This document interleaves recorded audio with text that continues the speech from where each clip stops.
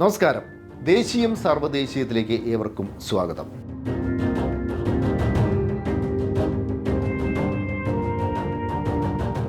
അഴിമതിക്ക് ന്യായീകരണം കണ്ടെത്തുവാനും നമ്മുടെ പ്രധാനമന്ത്രി നരേന്ദ്രമോദിക്ക് കൂട്ടായി ദൈവങ്ങൾ തന്നെ വേണം. സുപ്രീം കോടതി അടുത്തിടെ ഇലക്ട്രൽ ബോണ്ടുകൾ റദ്ദാക്കിയിരുന്നു. ഇലക്ട്രൽ ബോണ്ടുകളുടെ പേരിൽ നടന്ന വൻ കുംഭകോണങ്ങൾ രാജ്യം തിരിച്ചറിഞ്ഞു. ഇപ്പോഴിതാ സുപ്രീം കോടതിക്ക് നേരെ നരേന്ദ്രമോദിയുടെ പരിഹാസം. കുചേലൻ ശ്രീകൃഷ്ണന് അവിൽ നൽകിയത് ഇന്നായിരുന്നുവെങ്കിൽ സുപ്രീം കോടതി ശിക്ഷിക്കുമായിരുന്നു അത്രേ. ഇനി ഏതെല്ലാം ജസ്റ്റിസുമാരായിരിക്കും നരേന്ദ്രമോദിയുടെ പ്രതികാര നടപടികൾക്ക് ഇരയാവുക എന്നത് കാത്തിരുന്ന് കാണണം. മന്ത്രിസഭയും ഇന്ത്യൻ പാർലമെന്റും ജനാധിപത്യത്തിൻ്റെ നാലാം തൂണായ മാധ്യമങ്ങളും ഇന്ന് പൂർണ്ണമായും പ്രധാനമന്ത്രി നരേന്ദ്രമോദിയുടെ കൈപ്പിടിയിലാണ്. സുപ്രീം കോടതിയെ കൈപ്പിടിയിലാക്കാനുള്ള ശ്രമങ്ങൾ പക്ഷേ ഇതുവരെ ലക്ഷ്യം കണ്ടിട്ടില്ല. മോദിയുടെ രാഷ്ട്രീയത്തിന് അനുകൂലമായി വിധിയെഴുതിയ ജസ്റ്റിസുമാരുണ്ട്. അവരിൽ ഒരാൾ ഇന്ന് രാജ്യസഭാംഗമാണ്, മറ്റൊരാൾ ഗവർണറാണ്. എന്നാൽ നീതിമാന്മാരും നിർഭയരുമായ കുറേ ജസ്റ്റിസുമാർ ഇപ്പോഴും ജുഡീഷ്യറിയിലുണ്ട്. അവരിലാണ് രാജ്യത്തിൻ്റെ പ്രതീക്ഷ. ബിൽക്കിസ് ബാനു കൂട്ടബലാത്സംഗ കേസിലെ കുറ്റവാളികളെ ജയിലിൽ നിന്ന് മോചിപ്പിച്ച കേന്ദ്ര സർക്കാരിൻ്റെയും ഗുജറാത്ത് സർക്കാരിൻ്റെയും നടപടി സുപ്രീം കോടതി റദ്ദാക്കി. സംഘപരിവാറുകാരായ ആ കൊടും ക്രിമിനലുകളെ ജയിലിലേക്ക് അയച്ചു. അടിയേറ്റത് മോദിയുടെ മുഖത്തായിരുന്നു. ഇലക്ട്രൽ ബോണ്ട് കേസിലാണ് അടുത്ത തിരിച്ചടിയേറ്റത്. കോർപ്പറേറ്റുകൾക്ക് കള്ളപ്പണം വെളുപ്പിക്കാനുള്ള എളുപ്പവഴിയായിരുന്നു ഇലക്ട്രൽ ബോണ്ട്. ഇലക്ട്രൽ ബോണ്ടിലൂടെ BJPക്ക് എത്ര വേണമെങ്കിലും പണം നൽകാം. സംഭാവന നൽകുന്ന കോടീശ്വരന്മാരുടെ പേരുകൾ വെളിപ്പെടുത്തേണ്ട. അങ്ങനെ BJPയുടെ അക്കൗണ്ടിലേക്ക് കോടികൾ ഒഴുകിയെത്തി. എന്നാൽ സുപ്രീം കോടതി എല്ലാ ഇടപാടുകളും അവസാനിപ്പിച്ചു. അതോടെ മോദിയുടെ പഴി കോടതിക്കെതിരെയായി.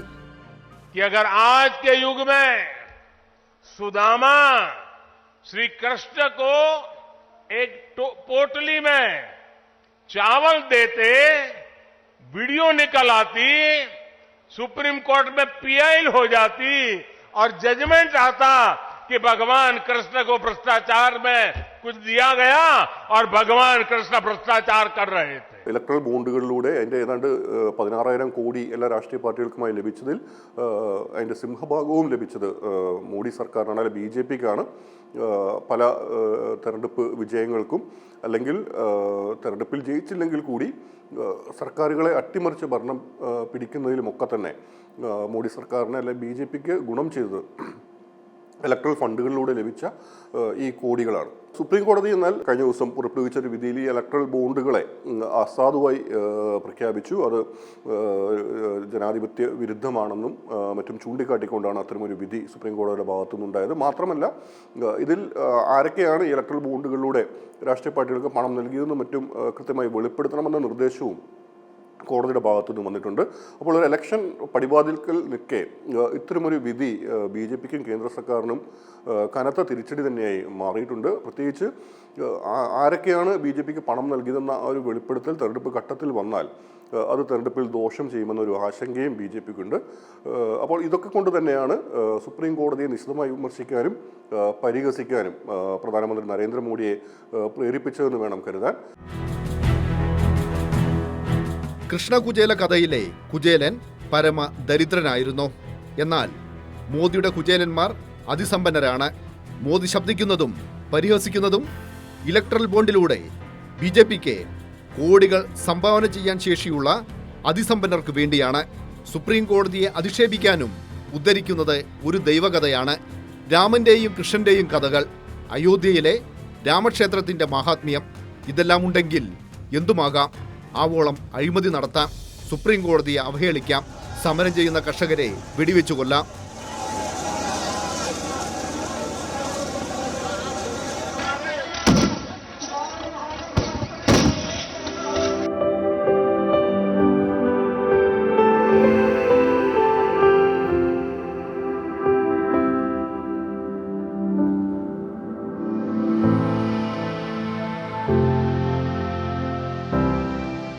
കഴിഞ്ഞ ഇലക്ട്രൽ ബോണ്ട് നിലവിൽ വന്നതിന് ശേഷം 9,000-ൽ പരം കോടി രൂപ BJPയുടെ തെരഞ്ഞെടുപ്പ് അക്കൗണ്ടിലേക്ക് വന്നു എന്നാണ് പറയുന്നത്.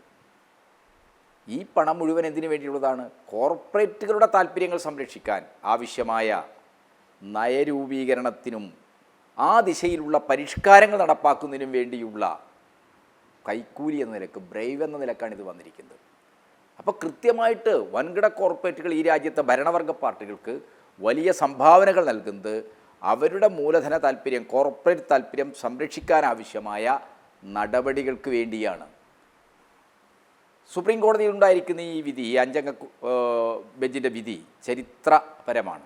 കാരണം ഈ രാജ്യത്ത് അഴിമതിയെ ഏറ്റവും നിയമവൽക്കരിച്ച് അഴിമതിക്കാരായ, അന്യായമായ, അവിഹിതമായ മാർഗങ്ങളിലൂടെ പണമുണ്ടാക്കുന്നവരിൽ നിന്ന് ഫണ്ട് സ്വീകരിക്കാൻ രാഷ്ട്രീയ പാർട്ടികൾക്ക് സൗകര്യം ചെയ്തു കൊടുക്കുന്ന ഈ ഇലക്ട്രൽ ബോണ്ട് ഭരണഘടനാ വിരുദ്ധമാണ്. അജ്ഞാതമായ കേന്ദ്രങ്ങളിൽ നിന്ന് പണം സ്വീകരിക്കാനുള്ളൊരു സംവിധാനമാണിത്. പണം കൊടുക്കുന്ന ആളുകൾ, ബോണ്ട് നൽകുന്ന ആളുകൾ അവരുടെ അസ്തിത്വം വെളിപ്പെടുത്തേണ്ടതില്ല, അവരാരാണെന്ന് ആരും അറിയേണ്ടതില്ല. അത് ഭരണഘടനയുടെ 19(1)(a)ക്ക് വിരുദ്ധമാണ്, അങ്ങേയറ്റം ഭരണഘടനാ വിരുദ്ധമാണ് എന്ന കാര്യമാണ് സുപ്രീം കോടതി കണ്ടെത്തി ഈ നടപടി റദ്ദ് ചെയ്തിരിക്കുന്നത്. അപ്പോൾ ഇങ്ങനെ ഒരു നിയമം റദ്ദ് ചെയ്യുമ്പോൾ സ്വാഭാവികമായും BJP നരേന്ദ്രമോദി സർക്കാർ വലിയ രീതിയിലുള്ള ഒരു കുറ്റാരോപണത്തിനാണ് വിധേയമായിരിക്കുന്നത്, പ്രതിസ്ഥാനത്താണ് വന്നിരിക്കുന്നത്. ആ പ്രതിസ്ഥാനത്ത് നിന്നുകൊണ്ട് നരേന്ദ്രമോദി ഈ നടപടികളെ നമ്മുടെ പുരാണങ്ങളെയും മിത്തുകളെയൊക്കെ ഉപയോഗിച്ച് നീതീകരിക്കാൻ, ന്യായീകരിക്കാനാണ് ശ്രമിക്കുന്നത്. ഭീഷണികൾ, പരിഹാസങ്ങൾ, പ്രലോഭനങ്ങൾ ഇവയെയെല്ലാം അതിജീവിച്ച് നീതിബോധം ഉയർത്തിപ്പിടിച്ച ന്യായാധിപന്മാരുണ്ട്. ജസ്റ്റിസ് താഹിൽ രമണി, ബിൽക്കിസ് ബാനു കൂട്ടബലാത്സംഗ കേസിൽ പ്രതികളായ സംഘപരിവാർ ക്രിമിനലുകളുടെ അപ്പീലിൽ വിധി പറഞ്ഞത് മുംബൈ ഹൈക്കോടതിയിലെ ആക്ടിംഗ് ചീഫ് ജസ്റ്റിസ് ആയിരുന്ന ജസ്റ്റിസ് താഹിൽ രമണിയായിരുന്നു. CBI കോടതി പ്രതികൾക്ക് നൽകിയ ശിക്ഷ ജസ്റ്റിസ് താഹിൽ രമണി ശരിവെച്ചു. പ്രതികൾ ഒട്ടും ദയാർഹിക്കാത്ത കുറ്റം ചെയ്തതായി വിധിന്യായത്തിൽ എഴുതി. പിന്നീട് ജസ്റ്റിസ് താഹിൽ രമണി മദ്രാസ് ഹൈക്കോടതി ചീഫ് ജസ്റ്റിസായി. പിന്നാലെ താഹിൽ രമണിയെ തികച്ചും അപ്രധാനമായ മേഘാലയ ഹൈക്കോടതിയിലേക്ക് സ്ഥലം മാറ്റി. വേട്ടയാടലിന്റെ രാഷ്ട്രീയം തിരിച്ചറിഞ്ഞ താഹിൽ രമണി ജുഡീഷ്യറിയിൽ നിന്ന് രാജിവെച്ചു. സുപ്രീം കോടതിക്ക് നേരെയുള്ള പരിഹാസത്തിലൂടെ മോദി സത്യസന്ധരായ ജസ്റ്റിസുമാരെ പലതും ഓർമ്മിപ്പിക്കുന്നു. മോഡി കരുതുന്ന പോലെ അല്ലെങ്കിൽ BJP കരുതുന്ന പോലെ പൂർണ്ണമായും തങ്ങളുടെ നിയന്ത്രണത്തിലേക്ക് ഈ പറയുന്ന കോടതി, പരമോന്നത കോടതി എത്തിയിട്ടില്ല എന്ന ഒരു ബോധ്യവും അത് സൃഷ്ടിക്കുന്ന ഒരു വേവലാതിയും ഒക്കെ തന്നെയാണ്.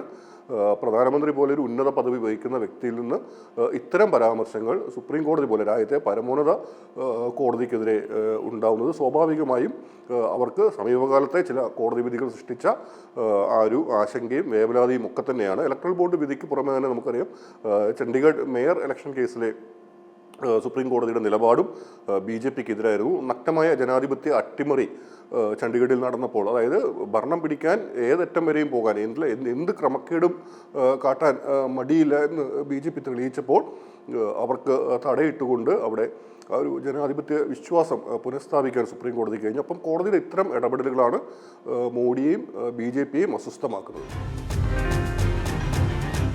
2005 നവംബർ 25 ഗുജറാത്തിൽ സൊറാബുദ്ദീൻ ഷെയ്ഖ് എന്ന ചെറുപ്പക്കാരനും ഭാര്യ കൗസർ ബിയും ദുരൂഹ സാഹചര്യത്തിൽ കൊല്ലപ്പെട്ടു. തീവ്രവാദികളെന്ന് ആരോപിച്ചാണ് ഗുജറാത്ത് പോലീസ് കൊല നടത്തിയത്. ഏറ്റുമുട്ടലിനിടയിലായിരുന്നു കൊല എന്നതായിരുന്നു അന്നത്തെ ഗുജറാത്ത് സർക്കാരിൻ്റെ വിശദീകരണം. എന്നാൽ ഏറ്റുമുട്ടൽ വ്യാജമായിരുന്നു എന്ന വെളിപ്പെടുത്തലുണ്ടായി. CBI കേസെടുത്തു.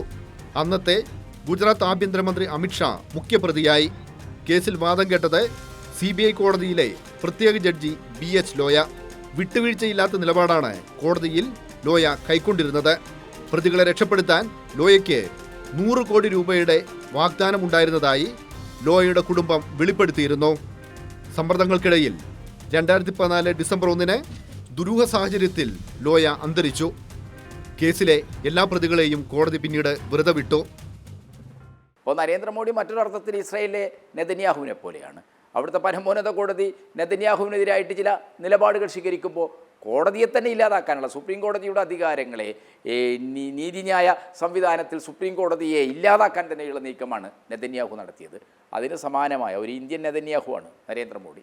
അപ്പോൾ ഇന്ത്യൻ നെതന്യാഹുവായ നരേന്ദ്രമോദി അവിടെ സൈനിസമാണെങ്കിൽ ഇവിടെ ഹിന്ദുത്വ വംശീയ അജണ്ടയിൽ നിന്നുകൊണ്ടാണ് ഇന്ത്യൻ രാഷ്ട്രീയത്തിൽ ഇടപെട്ടുകൊണ്ടിരിക്കുന്നത്.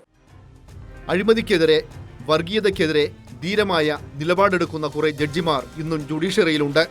അവർക്കെതിരെയുള്ള മോദിയുടെ കൃഷ്ണകുചേല കഥ പരിഹാസമല്ല, ഭീഷണിയാണ്. മതങ്ങളുടെ എല്ലാം സൃഷ്ടാക്കൾ മനുഷ്യരാണ്.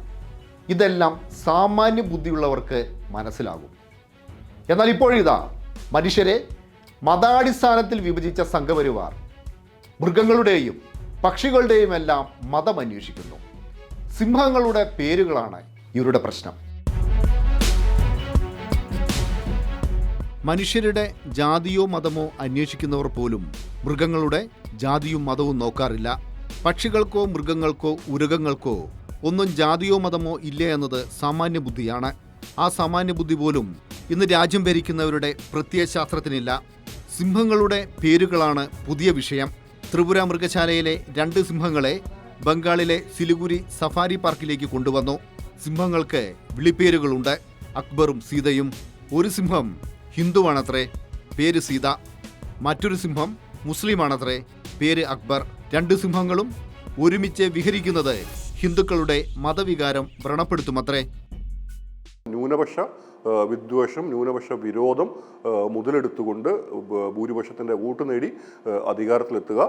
അപ്പോൾ തീർച്ചയായും ഭരണപരാജയങ്ങൾ പലതുണ്ടെങ്കിലും അതിൽ നിന്നൊക്കെ ശ്രദ്ധ തിരിച്ചുവിടാനും ജനങ്ങളുടെ ശ്രദ്ധ വഴിതിരിച്ചുവിടാനും ഇത്തരം രൂപീകരണ നീക്കങ്ങൾ സംഘപരിവാറിനെയും BJPയും സഹായിക്കുന്നുണ്ട്.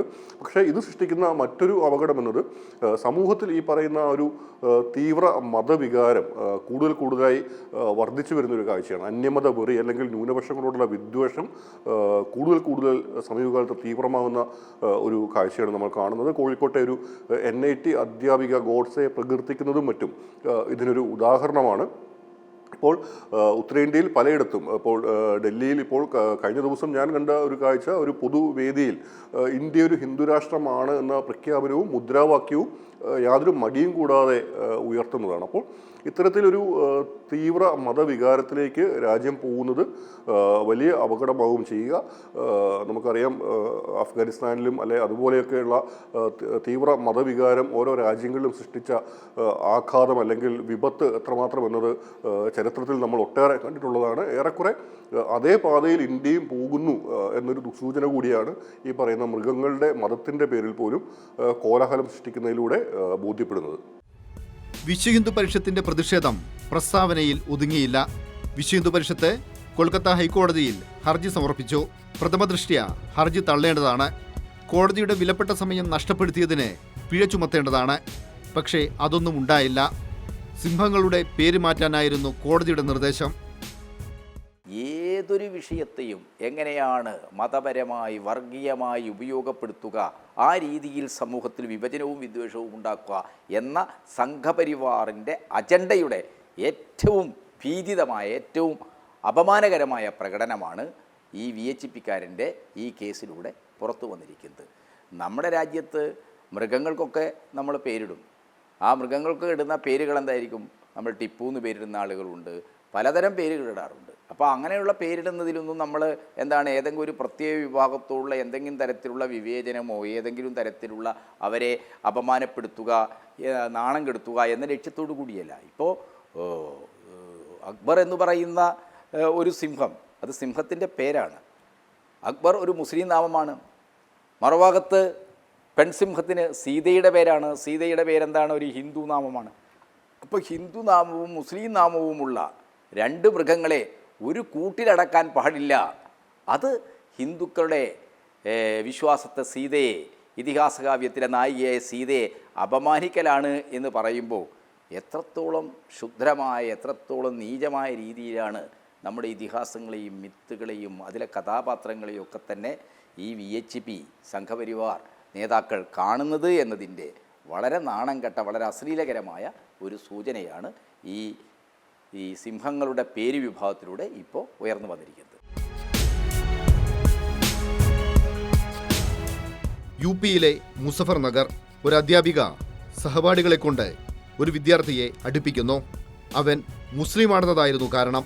ഇതൊരു ഒറ്റപ്പെട്ട സംഭവമല്ല. ഇന്ത്യൻ രാഷ്ട്രീയ സാമൂഹ്യാവസ്ഥയിലുണ്ടായ മാറ്റങ്ങളുടെ പ്രതികരണമാണിത്.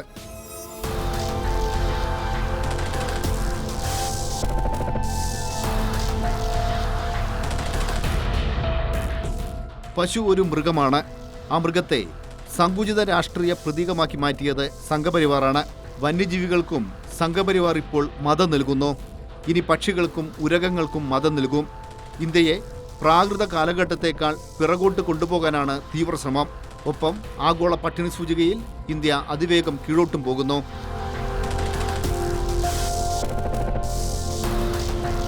കമ്മ്യൂണിസത്തിന് തിരിച്ചടി നേരിട്ടാൽ എന്ത് സംഭവിക്കും? പശ്ചിമ ബംഗാളാണ് ഏറ്റവും മികച്ച ഉദാഹരണം. മമതാ ബാനർജി ഭരിക്കുന്ന പശ്ചിമ ബംഗാൾ ഇന്ന് കൂട്ടബലാത്സംഗങ്ങളുടെ നാടായി മാറിയിരിക്കുന്നു.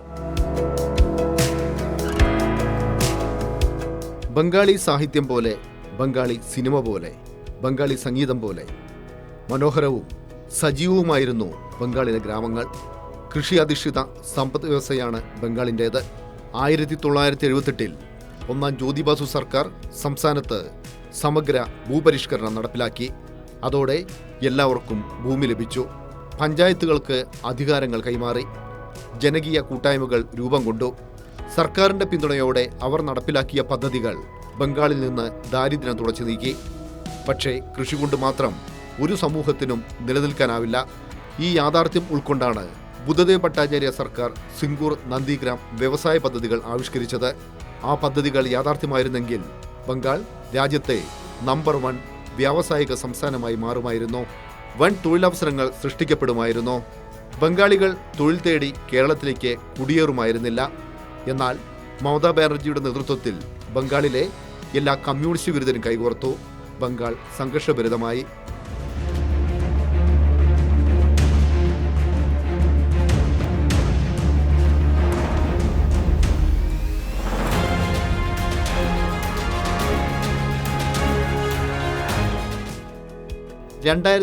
ലാണ് ബംഗാളിൻ്റെ നിറം മാറിയത്. ഏറെക്കാലം ഇടതുപക്ഷമായിരുന്നു അധികാരത്തിൽ. 2011 തൃണമൂൽ കോൺഗ്രസ് അധികാരത്തിൽ വന്നു. അതോടെ ബംഗാൾ രക്ഷപ്പെട്ടെന്ന് വിധിയെഴുതിയവരിൽ പലരും ഇന്ന് തേങ്ങുകയാണ്. ബംഗാൾ ചോരയിൽ മുങ്ങിയിരിക്കുന്നു. എവിടെ നോക്കിയാലും തൃണമൂൽ കോൺഗ്രസിൻ്റെ ഗുണ്ടായിസം.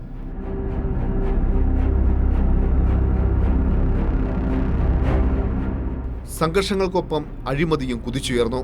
മന്ത്രിമാർ മുതൽ തൃണമൂലിന്റെ പ്രാദേശിക നേതാക്കൾ വരെയുള്ളവർക്ക് പണം നൽകാതെ ഒന്നും നടക്കില്ലെന്നായി.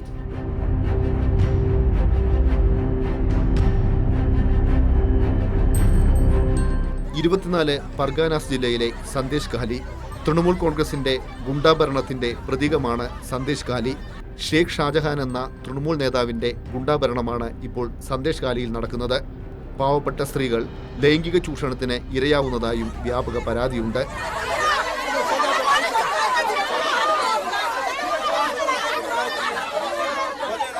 അവിടെ പ്രക്ഷോഭണത്തിന് നേതൃത്വം കൊടുക്കുക. ഇവരെ അഴിമതിക്കാരെ അറസ്റ്റ് ചെയ്യുന്നതിന് പകരം പ്രക്ഷോഭണത്തിന് നേതൃത്വം കൊടുക്കുന്ന മറ്റുള്ളവരെയാണ് അറസ്റ്റ് ചെയ്യുന്നത്.